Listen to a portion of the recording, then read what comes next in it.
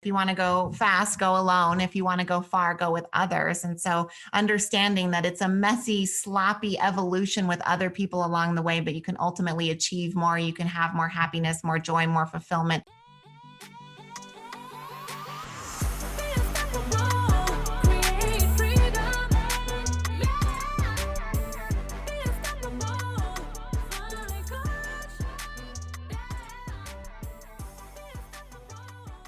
Hello, and welcome to another episode of the Unstoppable Woman podcast. I am super excited to have a dynamic duo here today. They are sisters, and they've been in business, in a family business, they're with their family for years, have a huge entrepreneurial journey in the restaurant industry for us to dive into and discuss.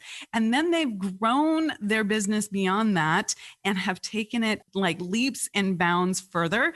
And we're going to look at how that shift came through a real opportunity that didn't exactly look like an opportunity in the beginning, which I think is a perfect topic for this podcast, because we're always looking at, law of relativity and perspective and seeing the opportunities that are here and what it takes to really, really look at that. So welcome to the show, Kay Salerno and Shyla Morris. Hello, welcome.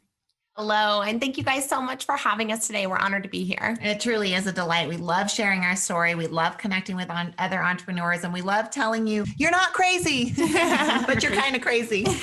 Right. It's a good kind of crazy, though. It's not crazy, don't do it. It's like crazy, yes, go. Mm-hmm. Okay, so what I'm going to ask the two of you to help our listeners out with is, like, when you answer my questions, can you say your name so they know who is actually answering? Because you may or may not have different answers to the questions, or you might want to tag team. One of you takes the answer and then the other one takes it. So first, why don't you tell us a little bit about your experience with entrepreneurship and what that looked like and how that's changed over the years? We would love to share that with you. And this is Shyla speaking here, the older, wiser sister. Definitely the wiser sister.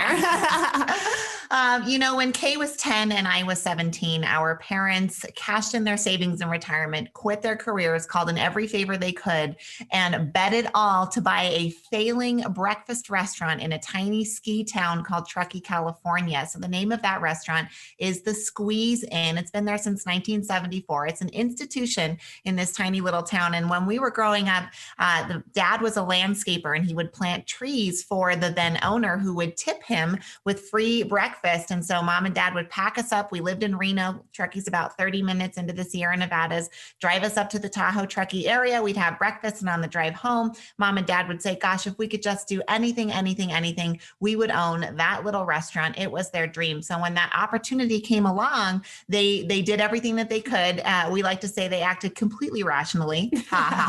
And bet it all to buy that failing restaurant, which of course they didn't know was failing at the time. But that was when Kay and I instantly gained a front row seat to the drama of American entrepreneurship. And this is Kay here. It was like a literal overnight transformation for our family. We went from going to cheer practice to baking biscuits and doing the nighttime laundry at home, and from going to restaurants as a family to serving other families in our restaurant. And it was just the one location. And Shy, you touched on it, but it really was failing. We got in and they didn't accept credit cards. There wasn't a soda machine or fryer for the breakfast potatoes. And it turns out that there was an accountant cooking books on the side, one for the company, one for me.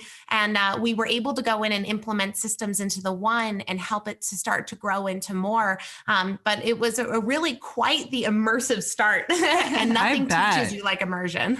Well, totally. And then nothing like just getting your feet wet and having to make it work. So one, I just have to say that I grew up in California, and Truckee holds a little soft spot in my heart. It's that like gateway to getting to Tahoe and like being there. So I love that. I'm sure I've actually been in your restaurant. So fascinating. But you have to, we all have always said you cannot beat the charm of Truckee. It really is. It's a tiny little tourist town. It's a railroad Western town, and it is adorable. So plugging for Truckee, if you've never been. Totally. Check it out.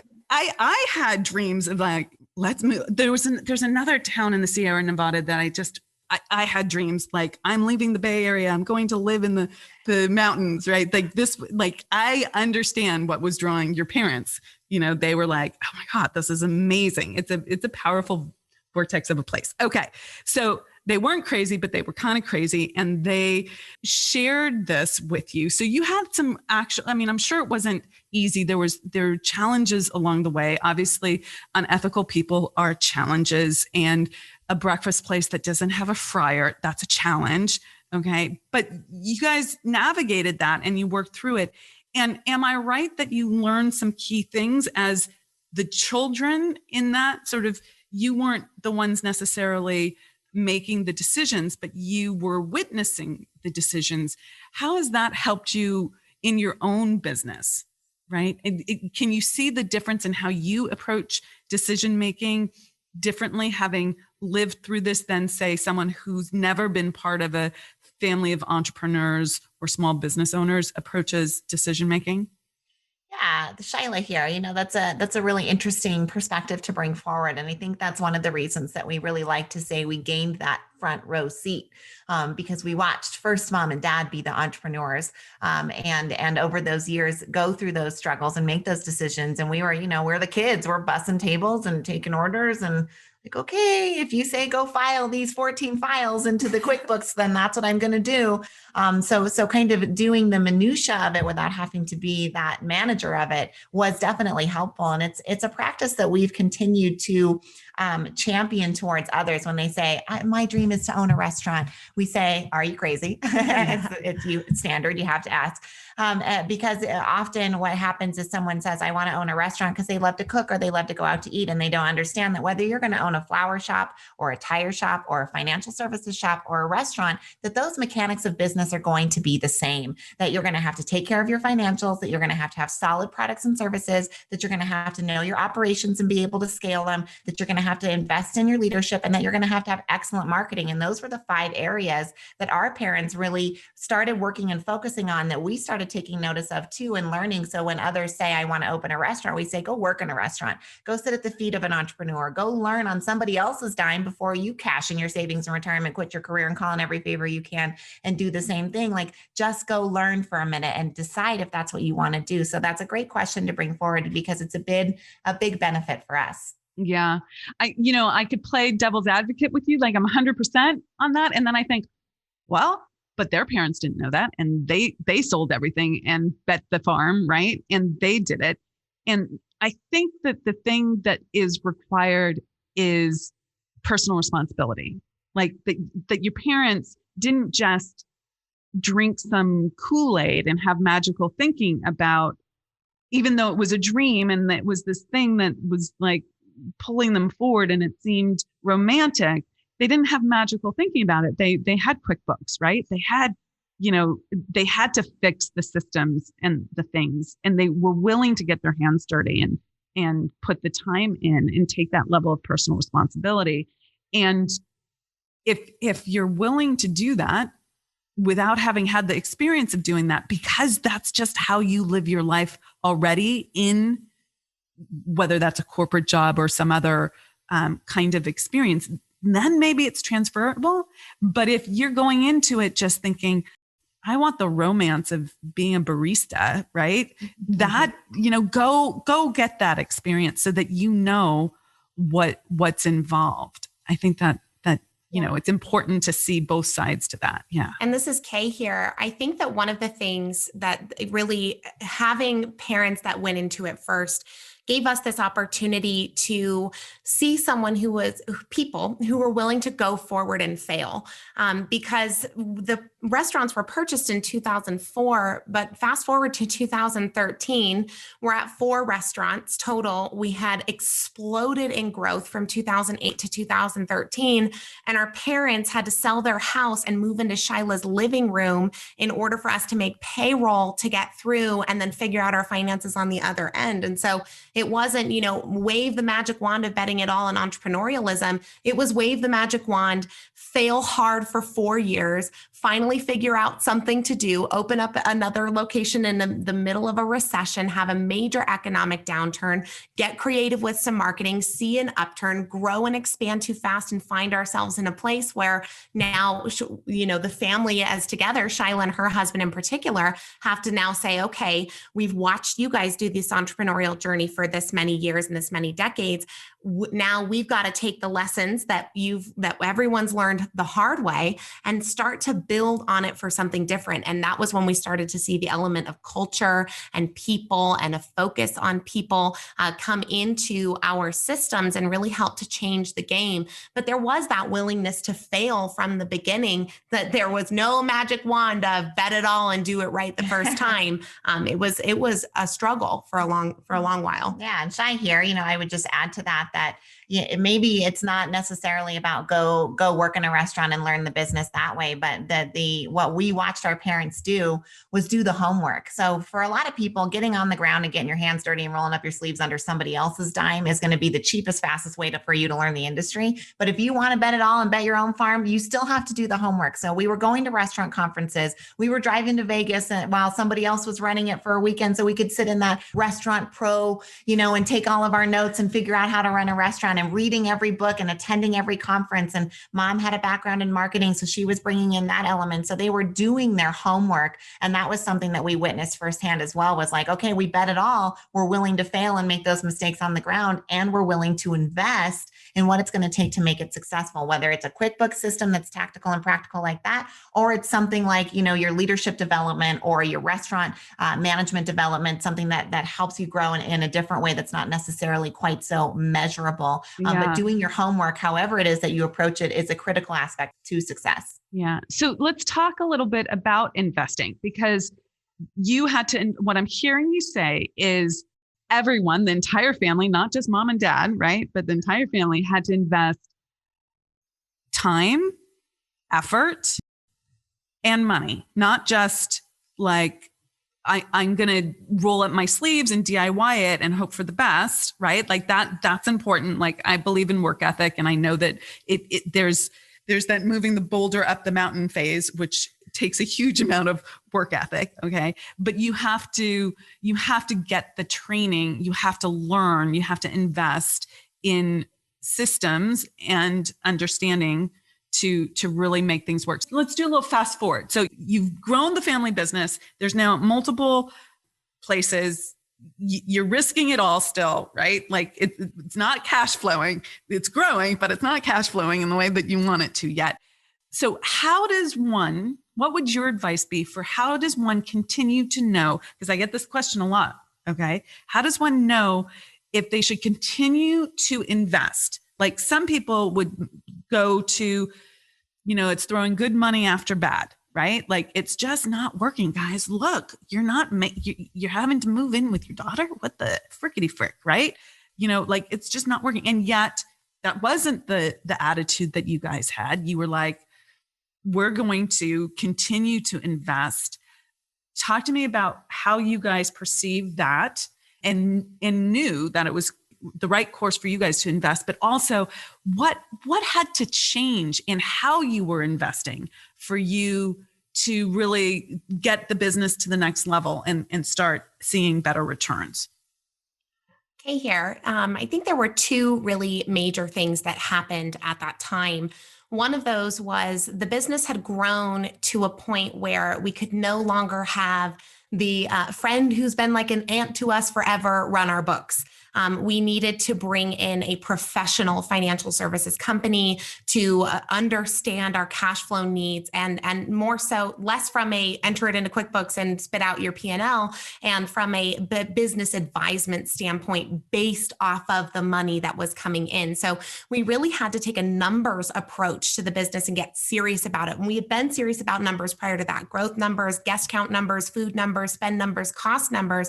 all of those things. But growth numbers were just different. That wasn't something that translated well from 1 to 4. Yeah. So that is like, I have this little meme that's like hashtag make love to the numbers. Like you have to know your numbers, right? You can't see this, guys, but they just started nodding in unison. They're like, oh my God, yes, the numbers. Okay.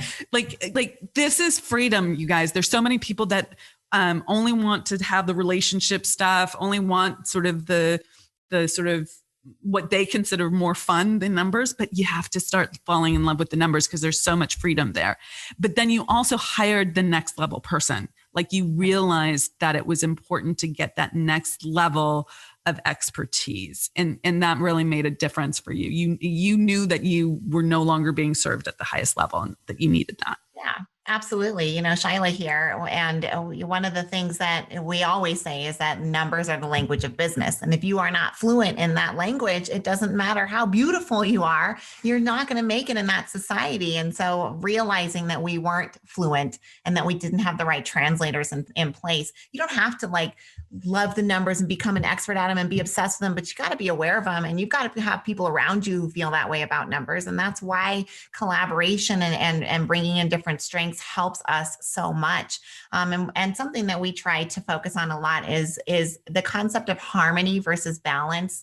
And rather than like trying to live a balanced life, because if you think about somebody who's balancing, it takes 24/7, like the attention on that, right? Like on a tightrope, you're right? Like you're trying to balance and that's hard, but harmony means that you can kind of flow in and out of different places. And sometimes family gets that flow and sometimes growth and magnetism and like universal stuff gets that flow. And sometimes it has to be about the P&L and it has to be about the bottom line. It's got to be about those things. So how do we harmonize those things so that we can make a song that we want to sing, that others want to listen to, and that gains voices and momentum along the way? And we realized we were harmonizing it like one voice of like growth at all costs, growth at all costs, growth at all, we're going to bet it all again and open location number 2. And then we're going to bet it all again and open location number 3. And then we're going to bet it all again and open location number 4. And oh crap, we're not going to make it through the winter and we're not going to make payroll. Yeah. So mom and dad move in and now we figure out we better start speaking this language so that we can continue to grow and have that song grow as well.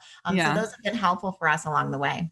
I think there's 2 really powerful things there. One, I just want to tell you that I preach the same thing. I'm like, balance is a friggin' myth. Like it's like the biggest lie that we've been fed. It's like, you're never going to be in balance. Like there's always going to be adjustments, right? And if you're shooting for an ideal that's impossible to achieve, you're just setting yourself up for failure. But harmony, right? Being able to be in harmony with whatever's coming your way right now is super important. But then that concept that like, you have to start singing the language of your P&L, it's huge. The other thing was, you guys had one strategy initially, which was bet the farm. Okay, do it again, bet the farm. Okay, do it again, bet the farm. But it wasn't getting you guys the results that you wanted, right? It was giving you, initially it got you the results that you wanted because the first dream was just like, wouldn't it be great? But ultimately you grow to a place where your goals grow as well. And you have to put different causes into effect to get those things. Okay, so tell us a little bit about the after story. So where did you guys go after the, oh my goodness, I'm betting the farm and this isn't working, right? Where does the family business go from there? So Kay here. So there was 2 pivots that happened at that bet the farm moment in 2013. And that first one was really understanding our numbers and digging deep. The second thing was an investment and a focus on leadership principles within the business. And what that really led to was developing and building culture. And the person who really needed to get on board here was our mom. And in 2013, she actually found an organization called the John Maxwell Team, led by John Maxwell. She had gone to her first conference and she came home and we were like, uh-oh. Mom joined the cult. Like she was totally a different human being. She was like, it's all about people and loving on the people and the values and the culture we created and the relationship. And so we're, millennials. And so we're over in the corner like, yes, thank you so much. she finally understands what it is that we've been singing in the song of the business. So a few things changed at that time. The focus of the ownership leadership really started to divert to building leaders who could lead restaurants versus being the ones to lead the restaurants and have people manage them. So developing the leaders around us was a major key in helping us to take the next step. Yeah, that's a huge part of scaling, right? I mean, you can't do it alone. You have to have the personal responsibility, but you can't do it alone. You need people. But if you don't have trust in people, you don't know how to lead people, you don't know how to trust them to run your restaurant, you can't scale, because there's only a certain number of hours in the day. And if it's all control based, fear based, you're never going to be able to really step away and admire what you've built. You will be in there, not that it's wrong to get your hands dirty. It's fun and it's important, but like you have to step out of the weeds a little bit and really, if you're going to scale this thing. So that's great. Can you give like one example of like a really powerful shift in how you guys started to work with the people on your team that paid dividends? Yeah, I would love to. And just, kind of jumping off from what you just shared there, that scaling approach, when it was just our one location and our one family, we could cook the food, we could serve the food, we could balance the books, like we did it all. And on the entrepreneurial journey, when you're in the infant stages of your business, you do it all. Like you have to be the one, because usually you don't have big investors behind you and tons of money that you've saved and like this great plan. You're making the mistakes and you're doing it all and you're wearing all the hats. We have often joked that, the best part about entrepreneurship is that you get to pick which 16 hours of the day that you're going to work. And it's funny, but it's also true, especially in that beginning. And then our next stage of scaling was realizing that we couldn't be everywhere. And we had our job was now not to take care of the guests, but to take care of our associates who were taking care of the guests. And so that was like our next scale up, was like figuring out this employment relationship transaction thing, but getting to locations 4 and then beyond. We're at 11 now, realizing that scale again had come up, and we were no longer taking care of associates who were taking care of guests, who were taking care of the community. We were taking care of managers who were taking care of associates, who were taking care of guests, who were taking care of the community. And what our managers needed was different than what our associates needed. What our managers needed was leaders who had higher lids, who had more capacity, who had more vision, who had more strength in these areas that could pour into them. And so one of the things that we introduced in that year was our 2 leadership retreats a year. We're a little breakfast restaurant. We're open 7 hours a day, but twice a year we take all of our leaders and we take them off of the property and we go do a fun adventure in Tahoe, or go to Oregon, or get an Airbnb here in town. And we do some team building together. We do strengths finders, and we do book clubs, and we do TED Talks, and we did Tahoe treetop adventures recently with them, went and did zip lines and telephone poles and those kinds of things. So really investing in them. And those retreats over the last 8 years have transformed a lot, from being kind of where you're going to get your big binder and we're going to look at the P&L, to like, we're going to talk about your leadership strengths and how you can build your team around you. Because we're realizing in order for us to step up to that next level, they're all going to have to grow into that next level too. So those kinds of changes really helped us. And we did a larger conference right at the beginning of 2020, before COVID hit, that we lovingly called Growchella. Now, most of our team is Gen Z, and so they're rather young. And as we kind of started exploring what do they need and what do we like to do and what can we do and bring all these things together, these growth-centered personal development principles was something that we knew could add value to them. If we just make them happier, more harmonious people, we could help our business grow too. So we hosted Growchella. They all came. We had this great event, built a lot of goodwill with. Okay, wait. I have to interrupt. So how big was Growchella? Like, we need to find out. Like, it's like, what are we aiming for more? Like, this would be a thing. We want us. We definitely like, if we like I think eventually we would love to see like personal growth and development festivals that are like bigger than what Success Resources America puts together. But this one was about 200 people, our employees and community members. We had 5 speakers that we brought in. We covered faith, family, fitness, your professional life, and your finances. Our financial finances. It was wonderful. That's awesome. So how many employees do you currently have? Yeah, we're at less than 200 now. We've definitely scaled back a little bit since the pandemic hit, but we're Yeah. at about 150 total across all of the locations. So closed early, brought them all in, did this great thing. They had a bunch of fun. And then, 4 weeks later, COVID hits, but the amount of buy-in and the amount of commitment that we had from our team was more than any other industry or competitor in our market. We had people, other restaurant owners telling us, I just can't keep people and my people are so sad. And like, our people are our biggest problem. And that was not our problem. Like Yeah. that, not even a little bit. Our people were on fire for what can we do and how can we serve and how do we make our community better and how do we use this as an accelerator? And they had that shift that helped them tremendously. Yeah. I bet that there was a huge benefit. I mean, the restaurant industry got hit hard with COVID. Let's just like call it more or what it less. is. Like Yeah. we just like, there's no other way to look at that. But I imagine that having done Growchella right before COVID hit, that when you were talking about the buy-in that you had, was that really helpful for brainstorming solutions, pivoting other opportunities? Did your employees and team members really help with how to navigate what was happening?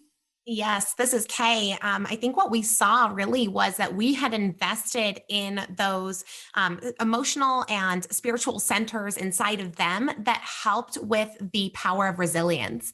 And what was needed more in the great shutdowns of 2020 than that power of resilience? I mean, overnight, their income got slashed as well because of the tips went away, and we saw an 85% decrease in revenue overnight, and that lasted for about a 6-week period until we started some phased reopenings. But to go in and hear our staff saying, this is so sad, but we're going to make it through, and we are here, and we're here for you, and we appreciate how you guys are here for us, and we're here, and the first thing that we did was started gathering our associates and getting them into Zoom meetings and talking with them on the weekly, and having provided resources for them and opening up town halls during the protests that happened over the summer in regards to racial justice. And it was incredible to see the way that fostered so much more than just the work for money relationship and gave them purpose when things got tough. That's huge. That's really impactful. So talk to me a little bit about, how you navigated COVID, because I think that you guys have some really helpful things that could translate not to just people in the restaurant industry, but all entrepreneurs who are working within the current context. And then also, like, one of the things you said, and maybe I missed this when I was doing research on you guys, so I apologize if I don't know this, but like Growchella, you guys have this effective, impactful process there. And other restaurants, whether they're small or large, are not having that they're not creating that kind of relationship and resilience within their employee base. Is that something that you guys are now looking at mentoring other restaurant owners in doing? Are you doing a Growchella where they can bring their employees, like impactful personal growth, team building for multiple companies all at once? Yeah, Shyla here. And perhaps that's in the future for us. We certainly have a passion for it and love to share the idea with others and give it freely. So if you are listening, no matter what industry you're in, if you want to host your own Growchella for your team, we absolutely empower you and would be happy to answer any questions you want. If you reach out to us on social media, we'd love to coordinate with you and give that idea away, and would love to help others develop that too. We know it was extremely helpful for us. And before we jump into kind of our COVID journey, would love to just rewind us really quick and share a culture story that's not from the pandemic. That's still, I think, a good example of how investing in culture and values has paid dividends in our organization. In 2018, we switched our POS system, which is the point of sale system in a restaurant, we were handwriting it on a ticket and then going to a computer screen and putting it in. And we switched to the servers carrying an iPad and putting it in on the iPad. It's a huge switch for a team to go through, but we chose the wrong partner. So we didn't get the right software It was a real POS. It was a piece of software, and it was not very functional for us. And it resulted in a lot of tension in our team. And it culminated in this all hands summer meeting that we had with everyone. We've got a couple hundred people in the building, and one of our associates raises his hand and says, "What are you going to do to address the morale of our organization? Our associates are not happy. We feel abandoned and we feel hurt. What are you going to do?" That was tough to stand in front of all of our people and be like, but we had an open conversation right there in front of the group. We said, "What would you suggest? Here's what we're trying. Look, the fact is that this is a mess right now, but the truth is this isn't what we tried to navigate us through. And we all know that this is the right thing for us. So we've got a new partner on board now. We're getting things figured out."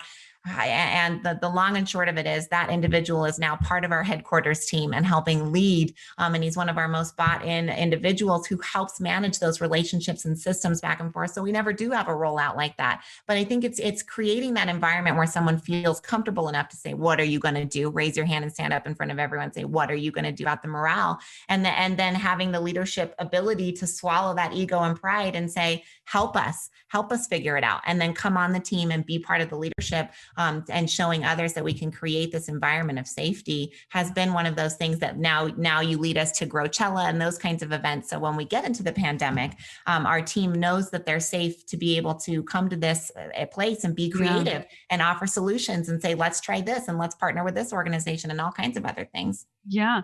What I'm hearing there is that you have enough presence, enough trust in yourself and trust in your team that you can see someone who is challenging you as, to the point of the opening of this segment, an opportunity for more. And here you gave a beautiful example. That was a real challenge. Even the description of it probably doesn't do justice to the intensity of what everyone was going through and being on stage, being called out on this and all of this stuff, but that you had the presence to say, well, this is an opportunity. Help us use this for growth. And that's really helped in not just the business, but that particular individual's life changes because they step into more opportunity. And it's such a win when you're able to be undefended in those situations and really trust your team and trust the leadership principles that you work with. Okay. So now let's shift again, because I think there's more opportunity here. Let's shift to the COVID stuff, because I think that's something really powerful that you guys can share. I think a lot happened in the restaurants with COVID, but just to give a little bit of quick context, I'll be very, very fast about this. In 2015, we opened up a boutique marketing agency because people were wondering, you guys are really rocking your marketing for the restaurants, and can you guys help us as well? And so we helped some large clients, some small clients, everything from Rita's Italian Ice, but the really big to like, your local OBGYN. So we had a lot of really fun, cool, broad clients that we got to work with. But one of the things we did was help the John Maxwell team after Shyla and I had joined the team that our mom, the cult, if you will, that our mom had joined to grow and scale that in 2015. I went and moved out to Florida. We spent 2 years helping them to build out the marketing structure for the team that's still in use today. It's accounted for over $100 million in sales. And it was a really cool experience. In 2017, our mom got sick and needed to step out of work altogether. And so I moved back home to have my baby and step back into the family business. And Shyla and I started running the restaurants as the sister leadership duo in 2017. So come forward to the pandemic, and we're at the helm of this beautiful, great ship. At the time, we're at 11 locations, about to be 12, to opening up in our fourth state. We had just opened Texas the year prior. We're like rocking and rolling, right? Like 2020 is about to be our best year ever for all of the things. Like we couldn't have even imagined what was coming.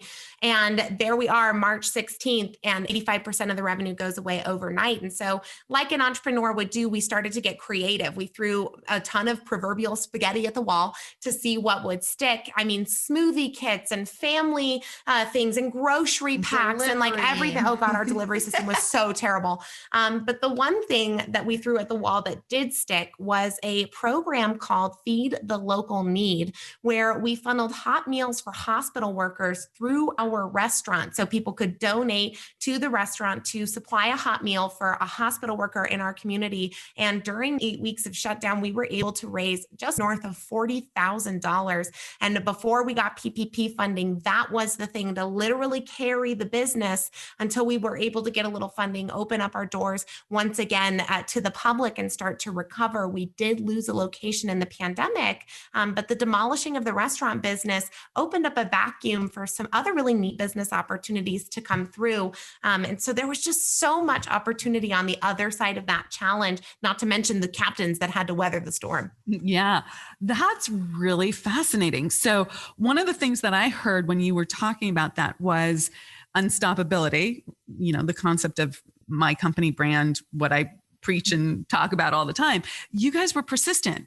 You had all these ideas and some of them weren't working. I don't know what the delivery thing was, but that was not working. You both, the look on your faces when you mentioned that was like, oh my God, like, did I live through that? Did I have that idea? Right. That you had all these ideas. You weren't sitting still. You weren't like a deer in the headlights, not doing anything. You were active, but not all of those ideas initially were fruitful. And yet you didn't stop. You didn't go, well, I tried everything. Okay. So talk to me about whether you've always had that mindset or if that is a new, do you think, well, let me ask you a different question there. Do you think that is a requirement for entrepreneurism to have that, I'm just going to keep trying perseverance perspective? Yeah, Shiley here. I think it's only a requirement if you want to be successful. That persistence and that don't quit, don't stop. It doesn't mean don't course correct, but it does mean keep going and keep trying. And I think we both think that has to be a crucial part of the DNA of an entrepreneur who's really looking to grow. Like if you want to be the one bakery shop owner who owns the one bakery and you work in it every day and that's the dream, that is freaking amazing. And you get up at 5 a.m. and you craft your perfect biscuit. But if you're I want to build something and grow it, that spirit of entrepreneurism, of unstoppability is absolutely a key component. And that doesn't mean it doesn't hurt. We sat in the car after that meeting and bawled our freaking eyes out. It hurt so bad. We looked at each other on March 18th, holy crap, what are we going to do? Our whole family's financial, everything is on the line. It's all on the line. We got interviewed by our local newspaper. And they said, how long can you last like this? And we said, as long as it freaking takes. Are you kidding me? This is everything to us. Everything is on the line. Hundreds of employees that we cared tremendously about, communities that create memories here, like proposals and Valentine's dates and graduation parties. It's all on the line. We're going to go as long as it takes, however much spaghetti it has to take. Yeah. And I think that's been a very key component. But it doesn't mean it doesn't hurt. We have cried, we have hit under the table, we have just, thrashed and wallowed and wondered. But ultimately, wipe off your chin and wipe off your cheeks and just try something else and keep going. I call it being in the fetal position, right? Is it 100%. Under the 100%. Table or under the covers? Which one? Yeah. The under the table is not a joke. It's a great coping place if anyone needs one. Totally. I feel you. Totally feel you. Okay. So you have to be unstoppable. There has to be what I heard in that was no plan B. It wasn't I'm going to see if we can weather the storm. I'm going to see if this is going to work. I'm going to see what we can do. It's yeah, no, this is happening.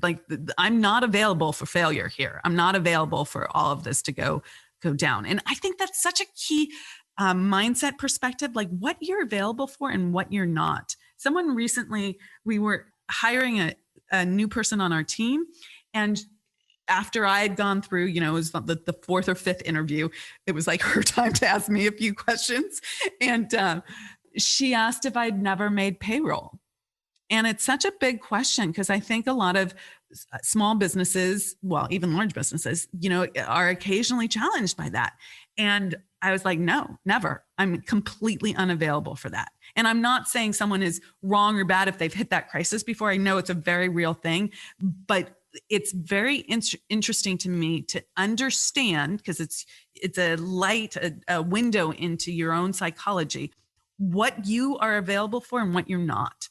Okay. And there's it will show you what's acceptable for you and where you'll get activated. Because you got activated, right? You were not going to fail. So you were going to work as hard as it took, do whatever it takes to make that. If you have these standards for yourself, you can really break through on so many levels. But if you lower that standard and say, well, it's okay, it's just COVID, everyone's going through this, right? No, it can't be that. So, okay. So what is the restaurant industry for you like right now? We're still in COVID. We're kind of moving through it and hopefully faster and faster pace, but we're still there. So what does it look like for you? What advice would you give any restaurateurs who are listening? It's not great. I'm just going to be super transparent. This is Kay. The entire industry is struggling. We're continuing to stay innovative. We found a new flow in order to stay afloat. If you're a restaurant owner and you're listening, now is the time to diversify your portfolio.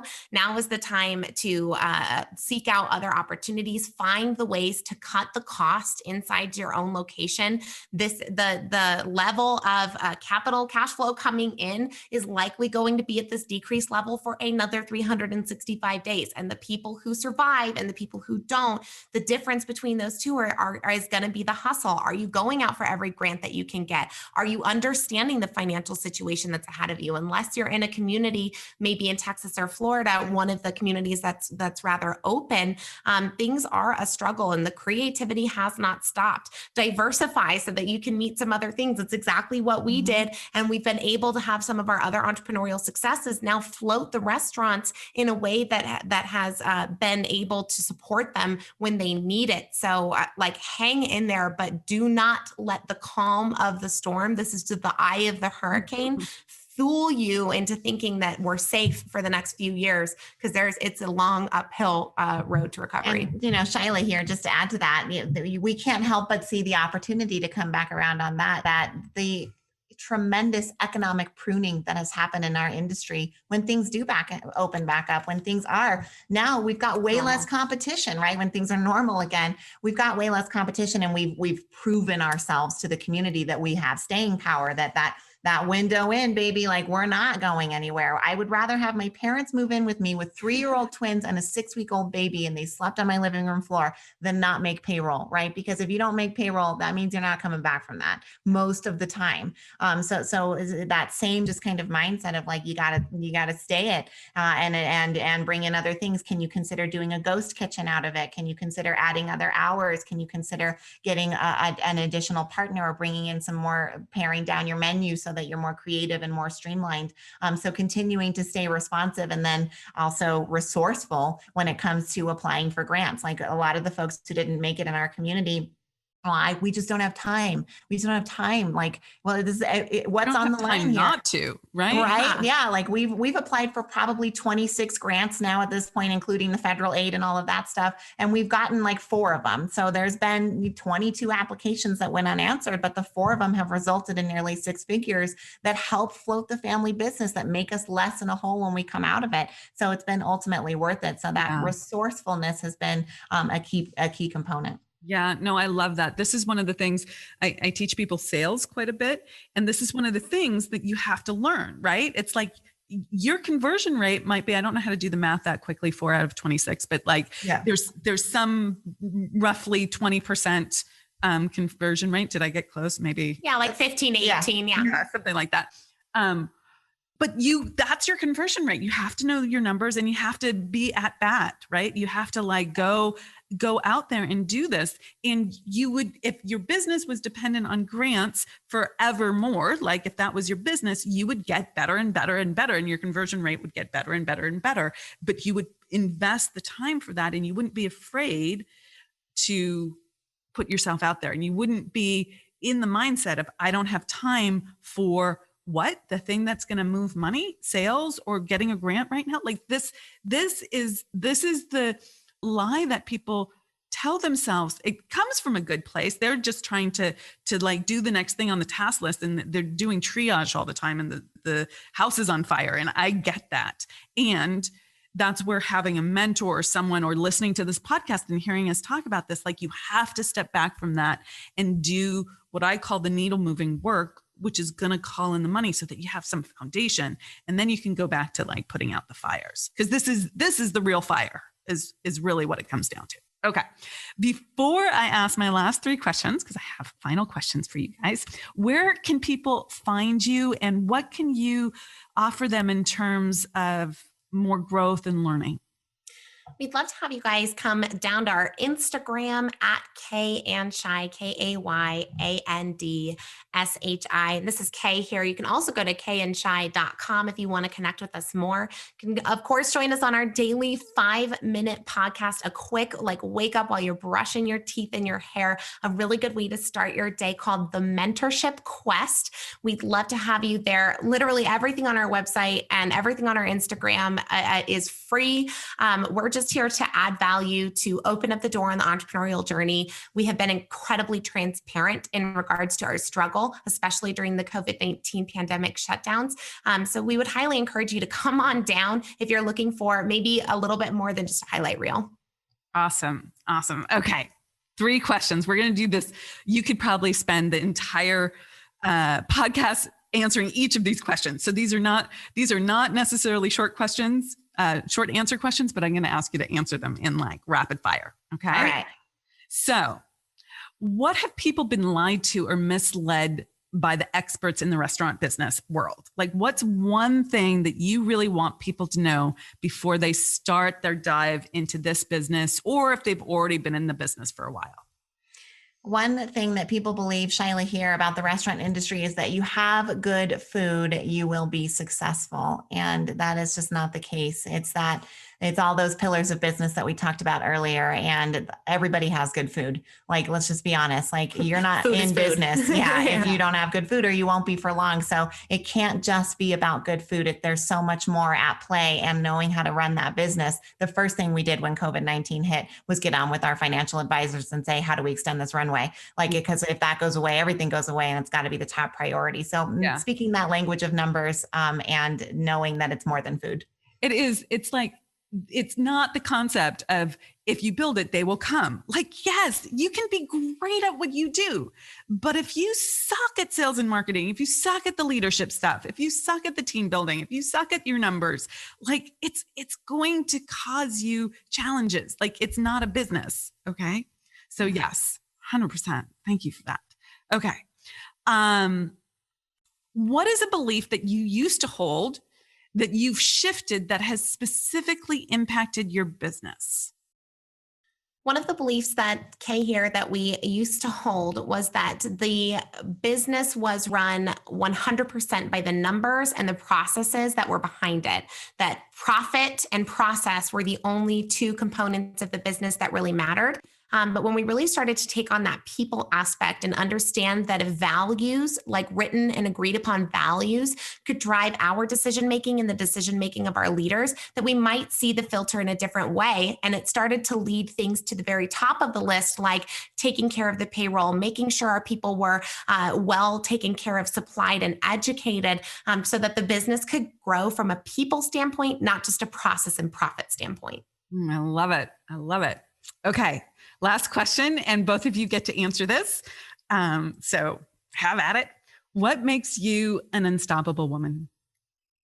Ooh, that's a good one. Each other. Yeah, that's a great answer. And Shyla here, partnership for sure. And it's for us, but we think for others as well. Like just, the African proverb says, if you want to go far, or if you want to go fast, go alone. If you want to go far, go with others. And so understanding that it's a messy, sloppy evolution with other people along the way, but you can ultimately achieve more. You can have more happiness, more joy, more fulfillment if we bring others in and we build a team around us, and everybody stays in their flame and in their strength zone, has been one of those things that certainly has been a huge factor for us. I think the other thing that makes us unstoppable women is that we are under no misunderstanding that we are spiritual beings who are having a physical experience. And so having an understanding as a business person that there is an energetic half of your life that if it is not being paid attention to, you miss so much growth, opportunity, fulfillment, and love. And when we really started to bring that into our sense of day-to-day work and into business and separating out that identity identity of the business owner with the spiritual being having a physical experience, our experience got a lot more joyful. I love it. I love it. Those are great answers. Yummy. So to wrap up this podcast, I just want to reflect back how the two of you have really done such a stellar job of integrating what one might call the masculine elements, and the feminine elements of business. Like, you are integrating the numbers, the profit and loss, the systems, and really looking at leadership, really looking at your spirituality, being open to receiving. You've got the perseverance, the drive, the get it done, but you also have this like acceptance and allowing and opening and inclusivity within the company that you've built. And that's a really beautiful thing to see, and a beautiful reflection of wholeness and integration in both yourselves and your business. So thank you for demonstrating that so beautifully and sharing all your stories. We could talk for hours. I know that this is the tip of the iceberg, but thank you so much for everything that you've shared. It's been great having you. Thank you so much. We were joyed to be here and be with you, and keep being unstoppable. Yes, this was a delightful experience. You go, girl. Okay, right on. Okay, that's a wrap. Thanks for listening. See you in the next episode.